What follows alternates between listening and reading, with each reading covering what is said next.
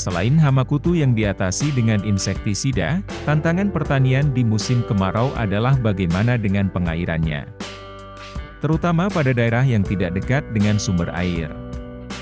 Berikut beberapa contoh pengairan agar cabai tetap tumbuh subur di musim panas.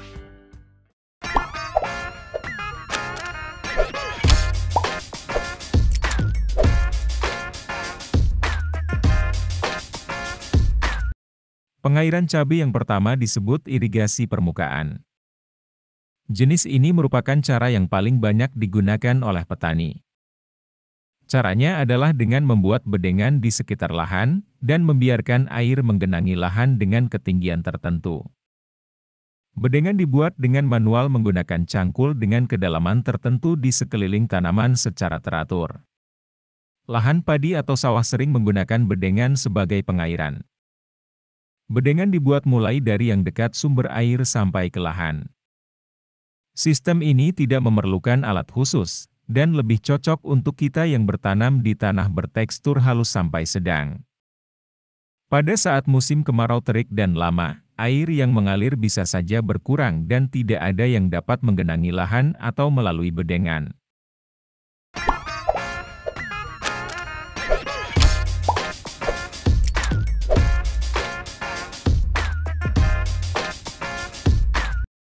Pengairan lahan cabai kedua dinamakan irigasi curah.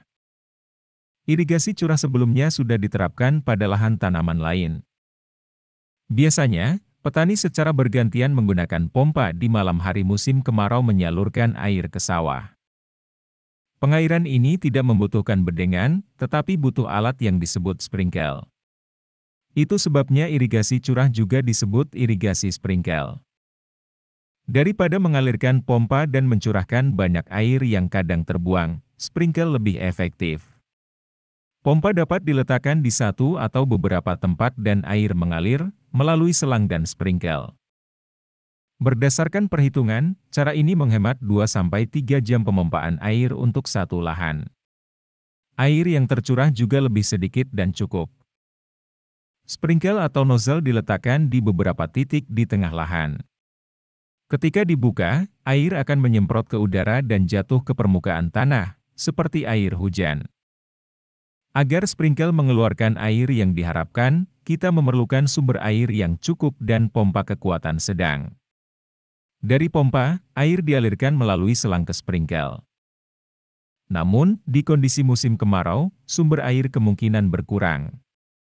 Juragan perlu mengambil dari mata air cukup jauh dan menggunakan selang yang sangat panjang. Keuntungan menggunakan irigasi sprinkle adalah penghematan penggunaan air yang memang wajib di musim kemarau, dibanding cara bedengan dan irigasi bawah permukaan. Penghematan tenaga kerja, karena juragan dan lainnya tidak perlu memindahkan pompa. Kalau diperhatikan, harga instalasi atau pembuatan irigasi sprinkle lebih murah. Hama trips, kutu kebul, dan tungau yang sering menyerang cabai, juga lebih terkendali karena tanaman tidak terlampau lembab.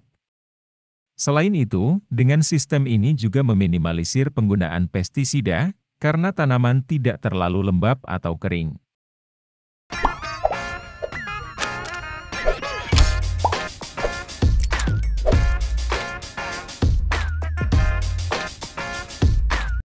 Yang ketiga, irigasi bawah permukaan.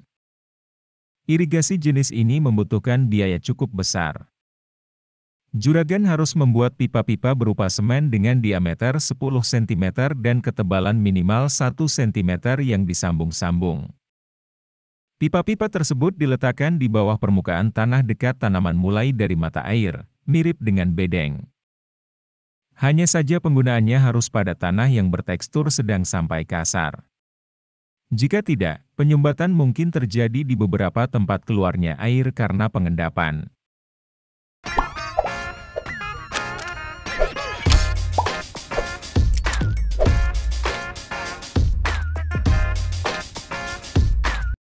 Irigasi yang sedang digalakkan pemerintah untuk menanam cabai di lahan pada musim kemarau adalah pengairan tetes. Penggunaannya dinilai lebih hemat dari segi penyaluran air dan cocok untuk lahan kering. Cara pemberian air ini adalah secara langsung kepada di atas dan di bawah permukaan tanah. Penetesannya juga secara teratur sehingga cabai tidak kekeringan. Pengairan sistem tetes cocok digunakan pada tanah yang kering. Pemberian yang secara perlahan dan berkesinambungan lebih menjamin ketersediaan dibandingkan banyak dan berlebihan.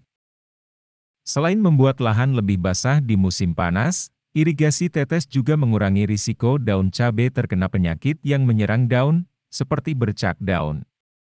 Alasannya, air tidak langsung mengenai daun dan menyebabkan kelembapan di sana hingga menjadi tempat hidup jamur. Untuk membuat irigasi jenis keempat, juragan memerlukan beberapa hal berikut. Sumber air yang cukup, baik dari mata air langsung atau tendon atau penampungan. Mesin pompa, tentunya untuk mengalirkan air ke atas dan permukaan tanah. Jaringan pipa irigasi tetes yang terdiri dari penetes, lateran atau sambungan atau pipa yang menyambungkan pipa utama dengan penetes, dan pipa utama. Juga membutuhkan komponen pendukung, seperti katup saringan, pengatur tekanan, pengatur debit, tangki bahan kimia, dan lainnya. Tangki bahan kimia ini digunakan untuk mengalirkan fungisida, pupuk, dan insektisida cair melalui pipa yang sama. Kalau menggunakan irigasi tetes, jangan lupa untuk menggunakan air bersih dalam pengairan. Air yang kotor mungkin akan menimbat pipa atau penetes. Jika tidak, kita juga harus rajin mengecek dan membersihkannya. Meski demikian, dengan kekurangan tersebut, banyak tenaga yang bisa dihemat di sini. Pipsa dapat digunakan dalam waktu lama. Juragan juga dapat sekaligus mengalirkan pupuk cair dan pestisida ke dalamnya. Jadi, tidak perlu berkeliling dalam menyemprotkan pupuk dan pembasmi hama. Pembuatan irigasi tetes memang lebih lama dan memakan waktu. Akan tetapi keuntungannya lebih besar. Sekali lagi, untuk irigasi tetes sebaiknya selalu gunakan air bersih.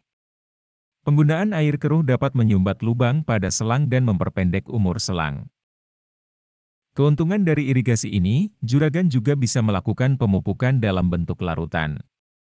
Tapi, untuk melarutkannya sebaiknya di tempat terpisah agar tidak terjadi pengendapan. Jika bicara yang paling ramah di kantong, jelas irigasi permukaan. Tapi di antara 4 cara tadi meskipun irigasi tetes terlihat lebih ribet, tapi sebenarnya hanya ribet di awal. Sebab juragan hanya perlu membuka keran saja untuk mengairi lahan. Tidak perlu ribet membersihkan genangan air yang kotor juga. Namun, itu kembali berdasarkan jenis tanah di lahan juragan. Pilih yang paling efektif ya juragan. Sekian dari saya, sampai jumpa lagi di video berikutnya.